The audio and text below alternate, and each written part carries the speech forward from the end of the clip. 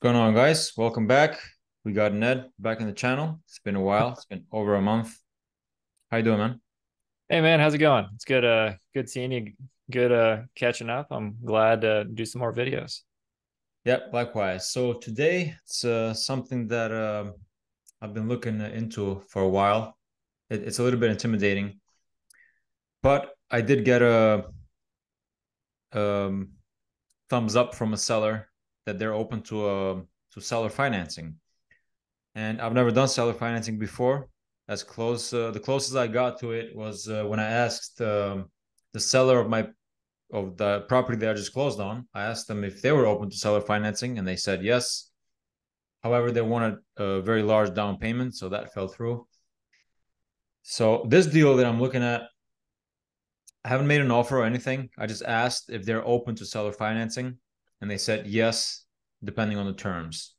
Now, I know the basics of seller financing, so my main thing that I want to get from this offer is zero money down, right? Because I just bought that new property and I'm cash less basically right now.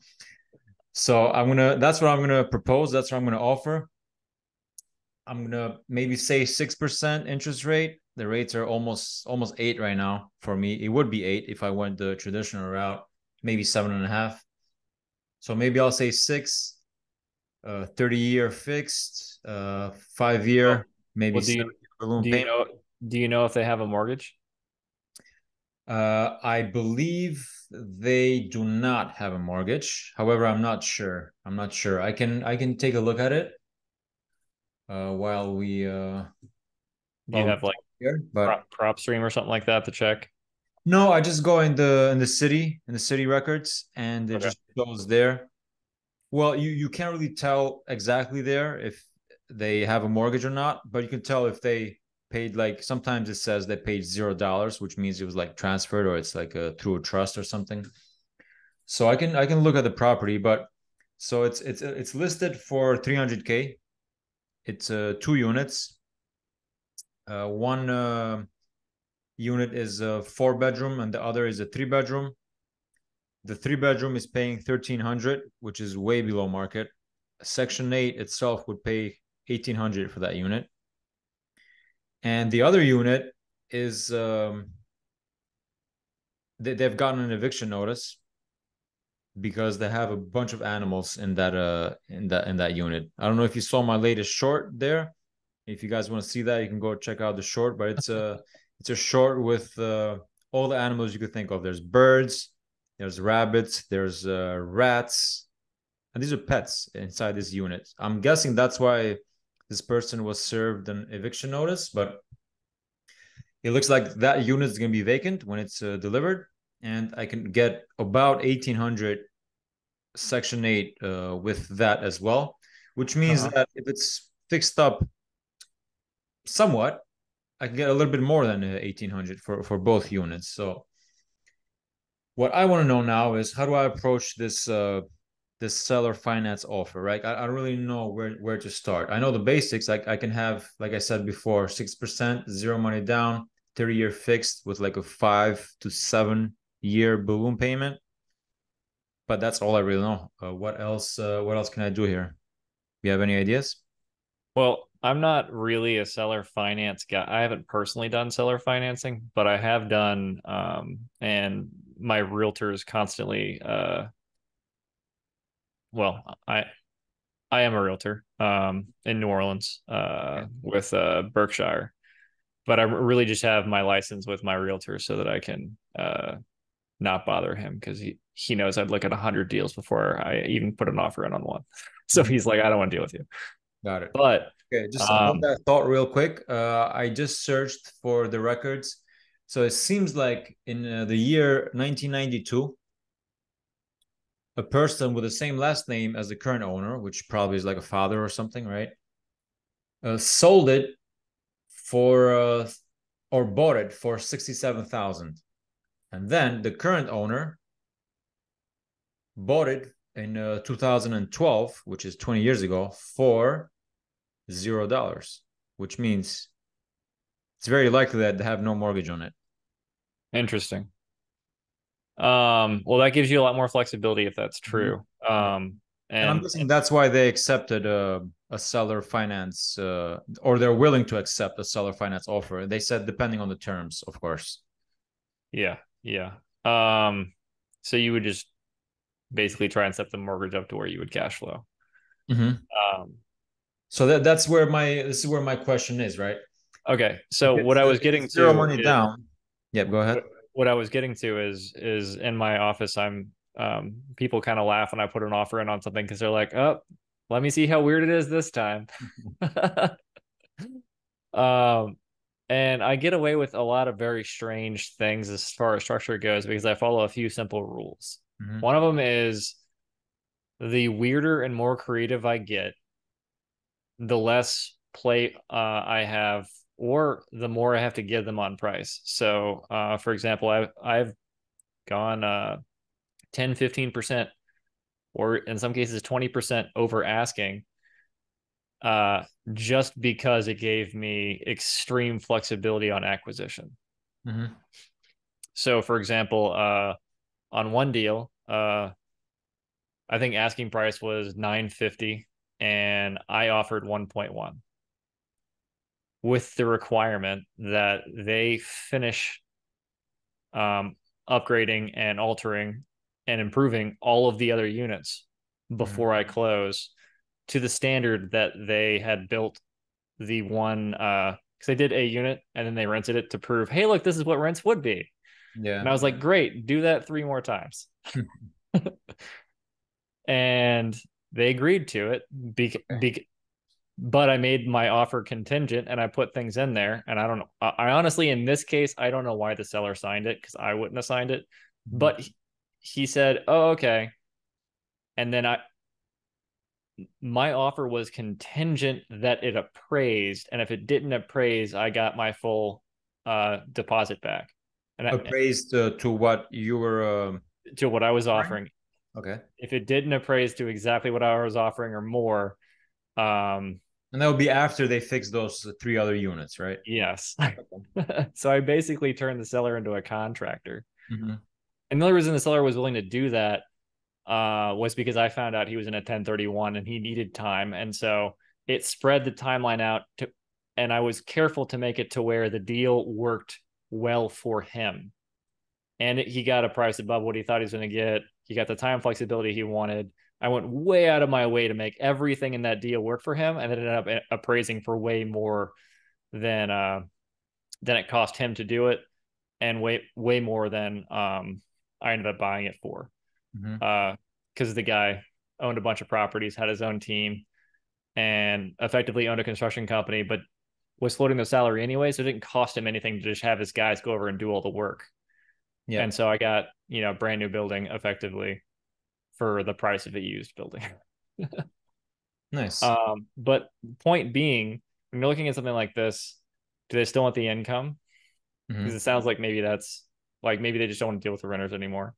That's common Well, with. so I know I have some more info on that, right? These guys are investors, so they have multiple properties. They have, I would say, close to 10 properties in my area. So it could be that they're just don't want to deal with that one particular tenant that has all those animals and they have that eviction notice.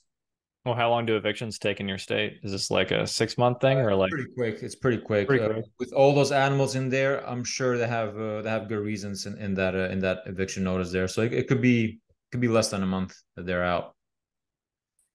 And the other unit is way below market. So I'm thinking, are these investors just some old school guys who are like slumlords, or is there something wrong with this property? And I did walk the property, so I have I'm going to post a video of the property on Yeah. the channel as well. So these are all the things I'm looking at to try to figure out where the sweet spot is here. Another thing that's interesting that you'll find on deals like this, if it's some older guys, a lot of times older guys will see young guys like us trying to figure it out. We don't have that many properties, and Mhm. somebody helped them out when they were getting started. Mhm. And I mean, I'm excited to work with younger guys. as I get more and more stuff going, I go to these real estate meetups, and the young guys want to, do deals and stuff. And Yep. I can only imagine that drive to like mentor and help out the coming generation is there. So there might not be a catch. I would still be very careful because there might be a catch. Yeah, yeah, yeah, for sure. But 100% think that fiveplex that I bought from the guy who did all the work for me in the 1031, I think part of that was him kind of paying it forward, Mm-hmm. helping out, because I mean that was the biggest deal I'd ever done, Yeah. and clearly I was going out on a limb to do it. But yeah, you just have to remember, in a deal like that, especially in a small town like you're in or I'm in, you get a reputation. Yep. So if you do an owner financing deal, what's neat is I would have to guess that he's going to tell his friends because he probably knows investors. Mm-hmm. For sure. And he's And if you're awesome about it, that might be a good way for you to get more deals down the road. yep, yep, yeah. But I if haven't you thought of that. screw it up, Mm-hmm. Yep, I understand. so Yeah, totally makes sense. I did have one something like that that happened with another quad that came in the market about a month ago. The realtor said that it's back in the market because it was sold with the owner carrying the financing. However, the buyer screwed something up, like he couldn't manage the property or something. So he had the buyer had to sorry, the seller had to foreclose on the buyer and took the ooh, property back. So now when I asked her, is he open to seller financing? He was like, oh no, no, no, no, no. You could offer him double. He's like, he doesn't want to take it because he went through that bad experience with that other buyer that couldn't manage, or who knows what happened there. So yeah, I understand yeah. what you're saying there. Yeah, you have to be careful. But I also think that, like, let's say you had done 5 other deals so far, all seller financing, and you had 5 different local guys who are like, dude, Radeon is the best. Yep. And you were like, hey, yeah, call up Jimmy. Jimmy hooked me up with my first deal, and then his buddy Joe, and suddenly you've got a reputation. It's almost like having like it's like a more legit credit score. Yep. Yep. That's a good way to put it. Yeah. Yeah. So So one I don't know. question I have here is, let's assume that they accept zero money down, right? How do You I might have to get calculate how do I you might calculate my return with this? Is it 100% return, or do I you calculate my return after the balloon payments or when I do the refinancing? Or see, this is where I'm kind of stuck, right? This is being new at this. um is it a fixer upper? Do you have to do anything to it? It's definitely not a gut, but I would say 10 to 20K. It needs that. Okay. Um just to keep it simple and to keep apples to apples, since you're not going to get a special deal on it, Mhm. what I would do is I would just pretend I did a 20% down payment and run my numbers from there. Okay. All right. Because I mean, if you end up having to sell it in a crunch, you're gonna end up getting hit with 6 to 10% on the back end. So Yep. you're gonna be negative 10%. So in this case, it'd be negative 300,000 or whatever the number. Or, no, negative 30K, Mhm. 10%. Yeah. Um, so you've got that money at risk, and just to do apples to apples, if you were buying another building, you'd be doing 10, 20% down or whatever the number was anyway. Yep. So that's what you would run those numbers at. Run the numbers there and see how it does. Okay, so I can run it as just a conventional loan. Okay, that makes sense. And I've Now also heard, your cash flow is going to be terrible. meaning Although with, unless you get that low rate that you want. yeah, so that's what I'm hoping for, right? Because like I said, 0% down and under market rate, it's kind of a stretch, I don't know if they would accept, but who knows? They So probably what you don't have might the have to do mortgage is on you it. might have to overpay a little bit to get a longer term balloon. Or I can ask for or I can offer asking, Oh, because go over asking. no, just asking. Oh yeah, yeah. That's where I wouldn't start going over. Mhm. Yeah, yeah. My deal when I bought it, I offered 950 with all that stuff in there. And the guy was like, hell no. And I was like, all right, well, what about his asking was that, and that, then I went up from there.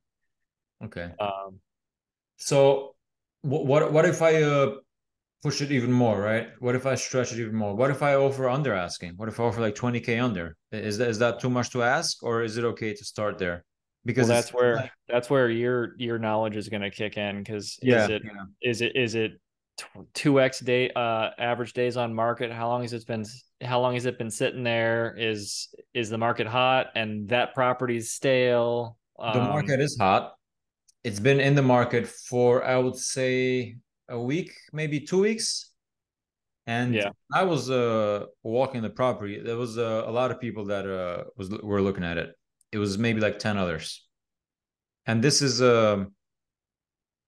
I would assume these are investors, right? Because it's occupied, even though there's an eviction notice in one of the units.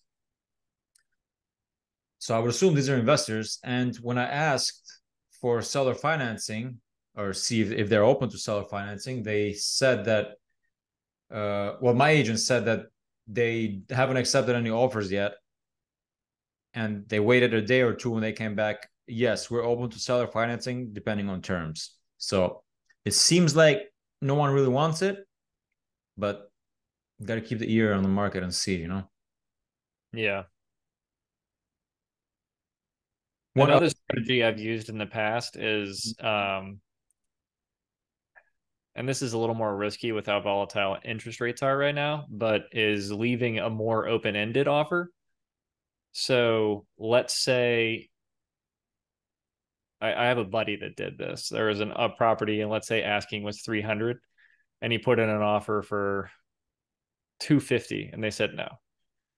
And he gave him 2 days to get back to him. And so he put another offer in for like 255, and it and the offer lasted for 2 months. Wow. So it so lasted they, for months. so Did they he had to not sit give a there or- knowing that they could solve their problem at any time they wanted for 2 months. I don't think he ended up getting the deal, but I thought it was a creative way to kind of poke him and Mhm.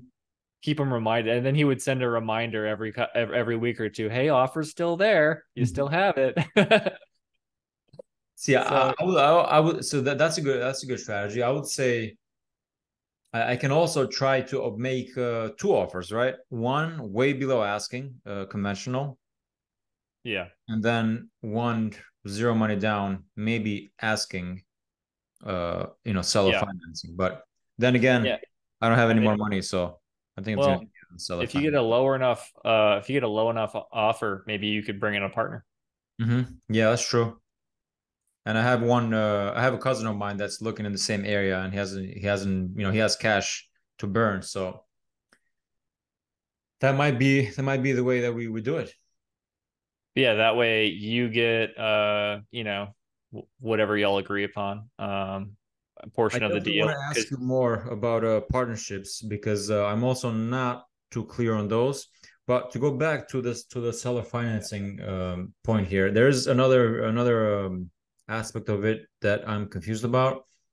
So I've heard of something called paying points, right? And this is not with like regular lenders. This is, for example, if the balloon is 5 years and they accept, you have a, under contract, you close, and then like 3 months later, you decide to just refinance, right? And then you would have to pay this points or this fee, or I don't know what this is that, oh, protects um, the seller from you refinancing too early. Is that yeah. is that such a So thing? this is it was more common in the past, and it's a lot more common with commercial paper. So for example, on my I have a 20 unit, and on my 20 unit, when I first got the mortgage, it's 20-year full amortization at 4.25%. Mm-hmm. Okay. Uh, so it's a great loan. But when I got it, uh, the bank spent however long they spent underwriting it. They went through and did all this the paperwork and set everything up internally. And so they have costs because of salaries Yeah. and all that stuff. Yep. And so they basically said, hey, you're going to pay a penalty that goes away over I think it was a 3 or 4 year period. I think it was 3 years. And it gets like And lower with each year, I believe, something.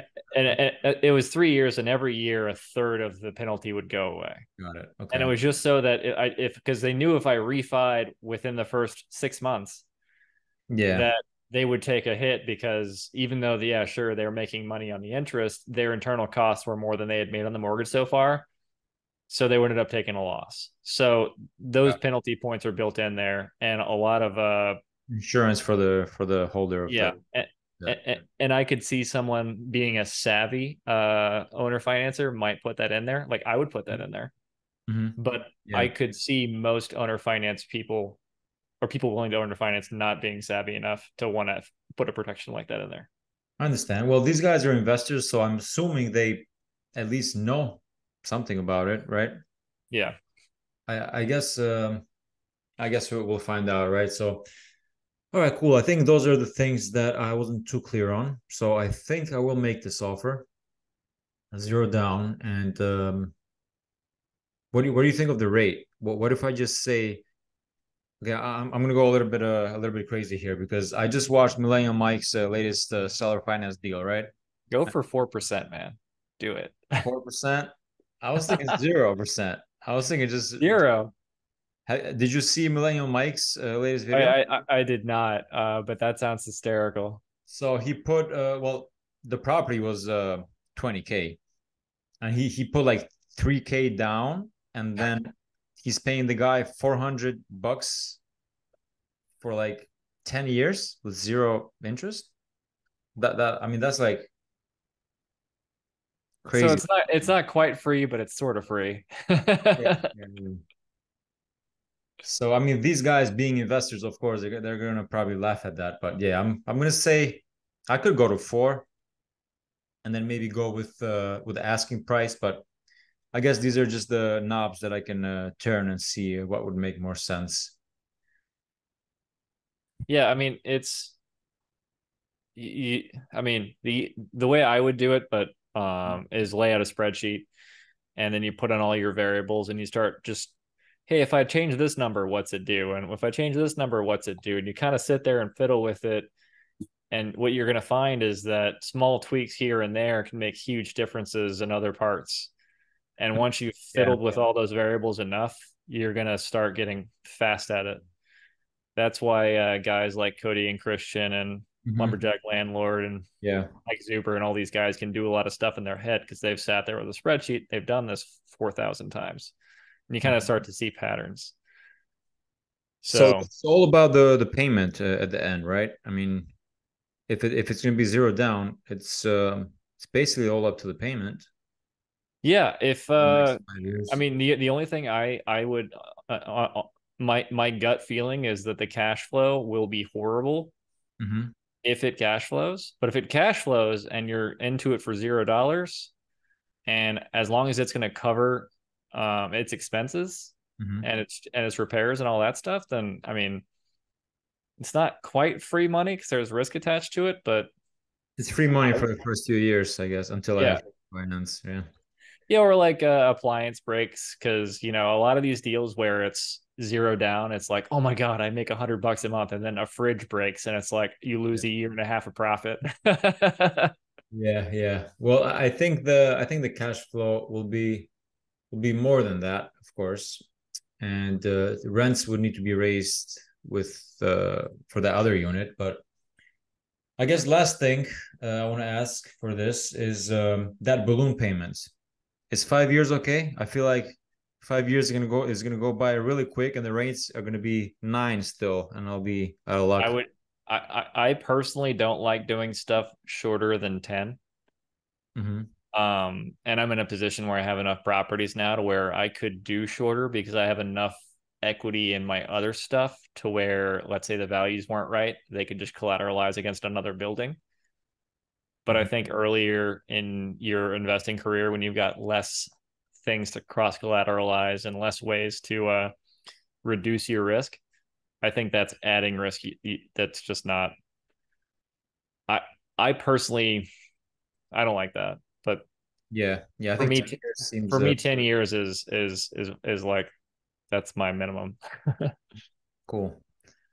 All right, sounds good. Now I Well, say that, but my 20plex, I did a 3 year to buy it, but it that was a worked out fixer well. upper, and I knew that it was going to have a considerable amount of value on it on the back end because when I bought it, the cash flow was 4,500, and I more than tripled the cash flow. And I had a plan to get there because there were literally only 1/3 of the building was rented. Wow. So that was pretty clear home run. Hmm. But unless it's a clear home run like that, then 10 years is my general rule of thumb. All right, sounds good. Well, that's all the questions I had. Thank you for your advice, and I will keep you updated on this deal. And Not financial advice. no worries. Yep. All right. Thank you all for watching.